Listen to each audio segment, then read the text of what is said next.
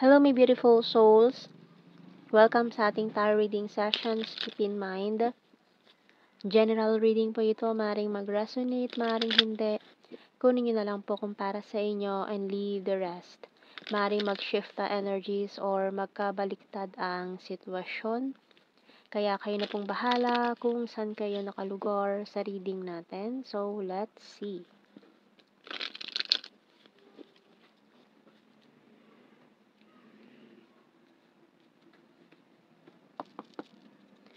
First card, wow, Ten of Pentacles. So, may mga completion, may mga natapos na kayo mga gawain, ayan, or mga nangyari before na tinapos yun na hanggang dun na lang. Parang start of a new beginning, something na mangyayari dito. Ayan, speaking, new beginning with this Ace of Wands natin. So, marami na naman kayong mga bagong project na gagawin ngayon. So, kung may mga natapos, syempre, may mga bago na namang sisimulan.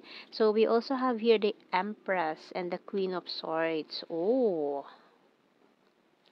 very in demand ka ngayon. Maraming mga pwedeng pag-agawan ka. Ayan, pag-aagawan ka ng mga tao ngayon regarding sa work, pwede rin sa love life, career, mga ganyan. Maraming tao ang kukunin ka or gusto ka mapasama sa group nila, sa trabaho, mga ganyan. Kasi nakita nila yung malaking potential mo Ayan. So, we also have here this Knight of Pentacles and the Four of Wands. So, talagang para kang kumikinang-kinang siya. Marami ma-attract sa'yo. Kumbaga, isa kang kandila na naglalagablab yung apoy.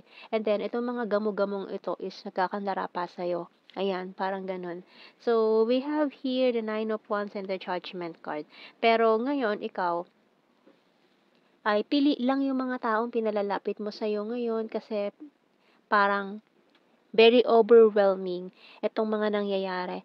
Kaya ayaw mong magtiwala sa lahat kasi nga, syempre, mahirap magtiwala lalo na sa panahon ngayon. Maraming mga opportunista na susunggab na lang sa opportunity, may mga hidden agenda, ganyan, or maaring gagamitin ka lang para sa sarili na ng interest, mga ganyan.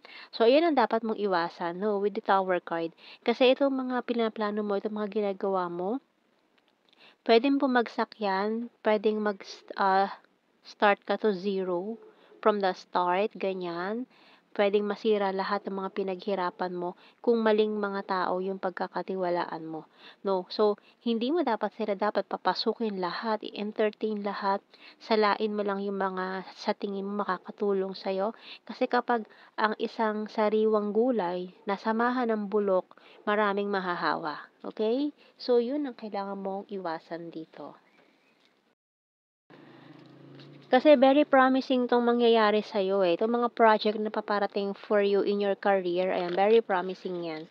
Magaganda ang magiging outcome nitong mga project na ito, lalo na kung tama yung mga taong bibigyan ninyo ng kanya-kanyang mga gawain. Kasi kapag may napasama diyan sa grupo niyo na pepetiks-petiks, na walang pakialam, basta sumahod lang, ganyan, walang pakialam sa magiging outcome ng trabaho, marami ang magagaya doon, marami ang mabubulok din na katulad nun. Kaya yun ang kailangan niyong iwasan kasi ano yan, group effort yan. So, maaaring makasira siya dito sa project ninyo na maganda na sana yung outcome pero dahil sa kanya or nasira pa o marami din mga tao na nahawa sa kanya. Kasi iniisip niya na kaya naman nilang gawin, so sila na lang gumawa, petiks na lang ako dito. So, mahahawa yung ibang tao sa kanya na, ay, ganun ba? Sige ako din, ganun, petiks na lang din ako, hindi na ako masyadong magtutulong dyan sa mga yan, kaya na nila yan. So, once na may maling tao ka napapasok dyan, masisira yung mga, ninyo dyan. Yung trabaho ninyo, imbes na maganda yung outcome, sira, guho, with the Tower card. Okay, so we have here the bird, coffee, and mask. So, ito ang kailangan ninyo, no? May mga tao na nagpapanggap, nakatago sa maskarang ito na sasabotahe sa gagawin nyo.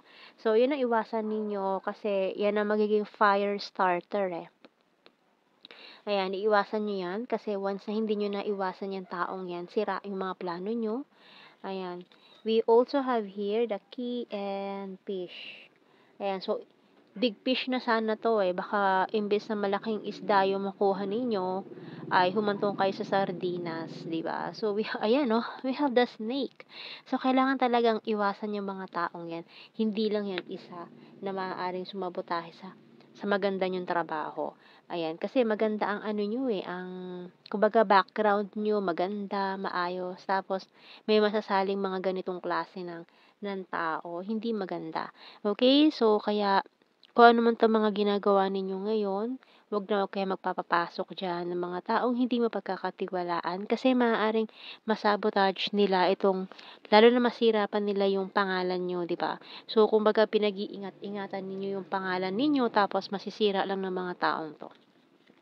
'Yun ang mahirap, anuhin, eh, yung tiwala ng tao, hindi na maibabalik 'yan kapag nasira na. Ayan. So, lalo na sa mga client nyo, ingatan ninyo yung mga client ninyo na good payer. Ayan. So, yung mga hindi naman mahirap kausap. Kasi once na masira yung tiwala nila, so mahirap na makahanap ng mga ganun na client na talagang very madaling kausap. Kasi yung daming mga ano na mga kliyente ngayon na ano, 'di ba? So ang hirap kausap para laging ang gusto nila is makakalamang sila. Gusto laging manlalamang ng kapwa, yung mga gano'n. So maaaring gano'n din ang mindset ng mga taong ito na gustong pumasok sa'yo, ayan, sa trabahong ito na maaaring makasira. So we have here, ayon, prosperity by Archangel Ariel. Your material needs are provided as you follow your intuition and manifest your dreams into reality. So, itong mga taong 'to maaaring naiinggit din sila sa mga blessings na pumapasok sa'yo, kaya pilit 'yang papasok sa mundo mo. Ayan, 'yang mga bulok na gulay na 'yan, 'no, mga bulok na mindset ng mga taong 'yan, pilit 'yan silang papasok sa buhay mo para alamin, ano ba nangyayari, ano bang ginagawa nitong taong 'to? Bakit ang ganda ng ano niya, outcome niya, yung mga projects niya, bakit ang dami nagpapagawa sa kanya ngayon ng mga ganito, mga ganyan. So, aalamin nila 'yan para siraan ka, pabagsakin ka, kasi ayaw nila nakikita ka umaangat, mga ganyan. Maraming ganyan. So, tingnan pa natin. Kasi aalamin nila 'yan, eh, talagang iimbestigahan nila kung ano ba itong mga pinaggagagawa mo ngayon, aalamin nila 'yan. Para makahanap sila ng butas, ayan, hahanap lang sila ng butas. So, tingnan natin, tarot messages, oracle cards, and at the same time dito, kung if you're dealing with a twin flame, in separation with a twin flame, ayan, so maaaring magkaharap ulit kayo, or may mga karmic lessons na pinagdaanan, maaaring itong mga taong ito na sumubatahin na sa'yo, maaaring ito yung mga karmic lessons na kailangan yung pagdaanan. So, we have here, I'm isolating myself to reflect. So, kung if you're dealing with a twin flame, ayan, so itong twin flame mo kasi out of the picture, naka-isolate.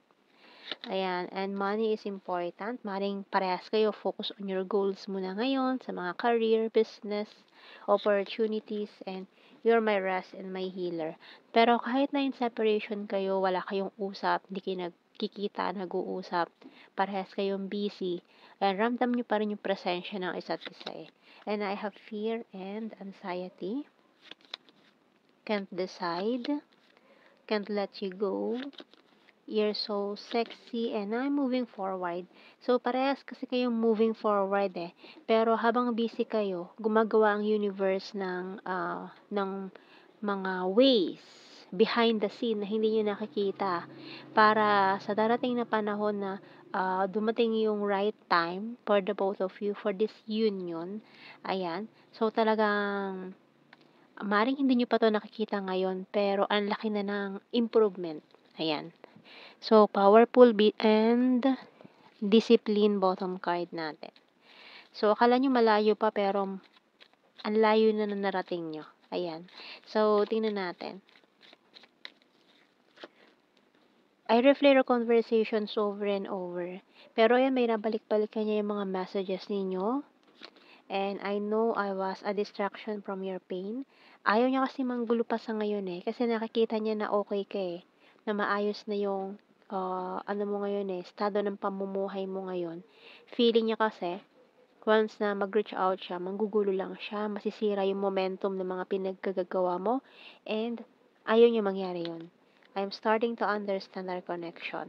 So, ayan o, may something talaga kayo eh. Maring twin flame, soulmates, or kung ano man. So, we have here, we both know I'm not the one for you. Kaya ngayon umiiwas siya kasi inisip niya na kung hindi kayo para sa isa't isa, ayaw niyang guluhin ka.